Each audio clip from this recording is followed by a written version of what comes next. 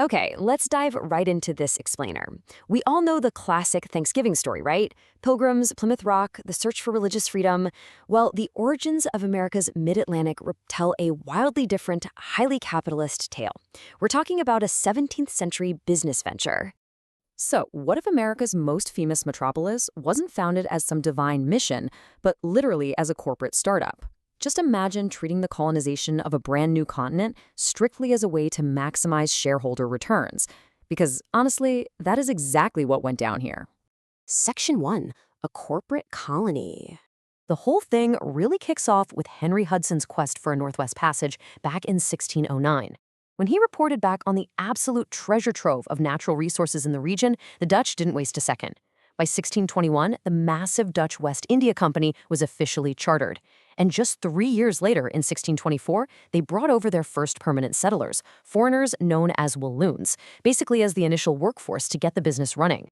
Now, unlike other European empires that were obsessively focused on religious conquest or just grabbing as much gold as possible, the Dutch were playing a completely different game. They were smack in the middle of their golden age, making them the most advanced capitalists on the planet.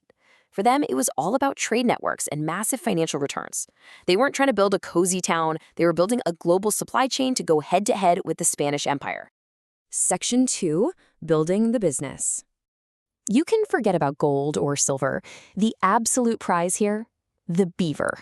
It sounds funny today, but those highly coveted beaver pelts were pure luxury, exported back to Europe's booming millinery market to make high-end hats. This single animal was the absolute engine driving the entire New Netherland economy.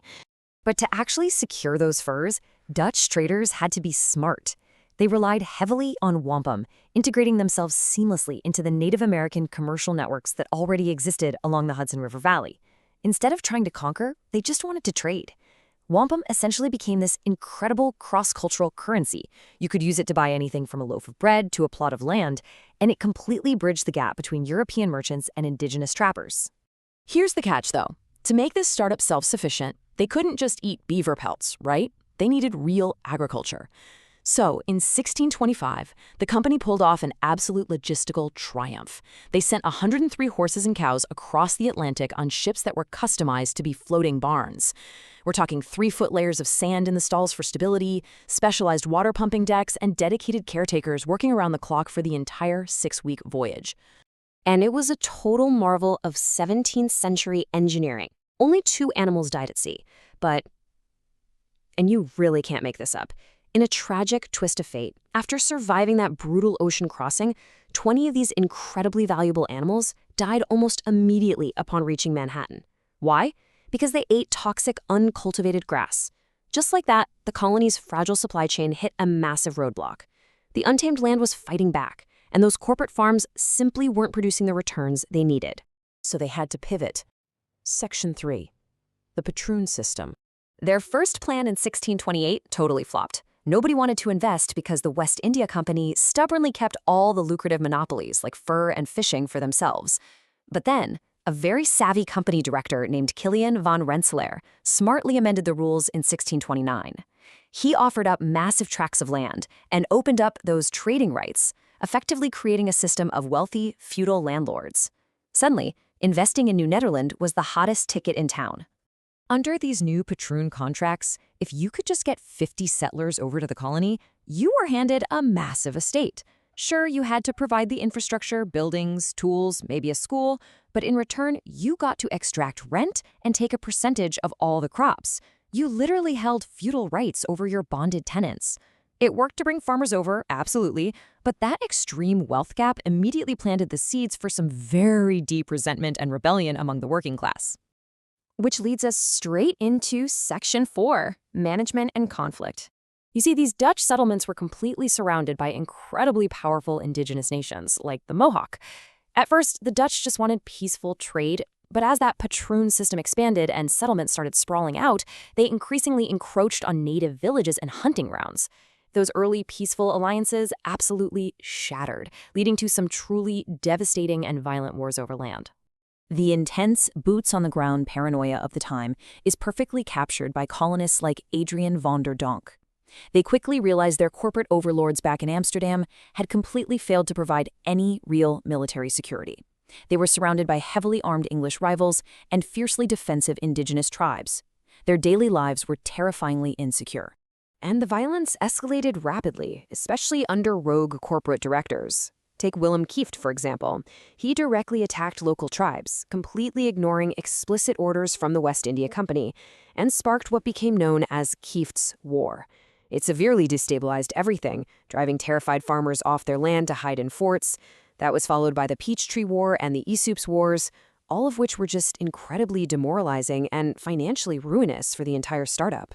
The hard truth was, the Dutch West India Company just couldn't find a CEO capable of running this massive operation.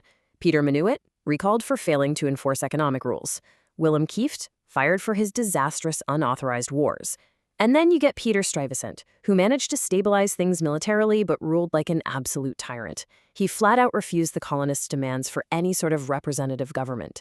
The heavily taxed workforce was furious. Section 5. The Hostile Takeover. By 1664, only about 9,000 people lived across the massive, sprawling territory of New Netherland. Because those corporate monopolies were so restrictive and the constant conflict was so intense, it was a pretty undesirable place for migrants, especially compared to the booming English colonies right next door. That vast emptiness left New Netherland woefully underpopulated and completely vulnerable. So when English warships finally sailed into the harbor in 1664, it was game over. Stuyvesant wanted to fight, but the colonists, who absolutely hated the West India Company's oppressive rule by this point, refused to back him up. He was forced to surrender New Amsterdam without firing a single shot. The 40-year Dutch experience ended in a literal hostile takeover.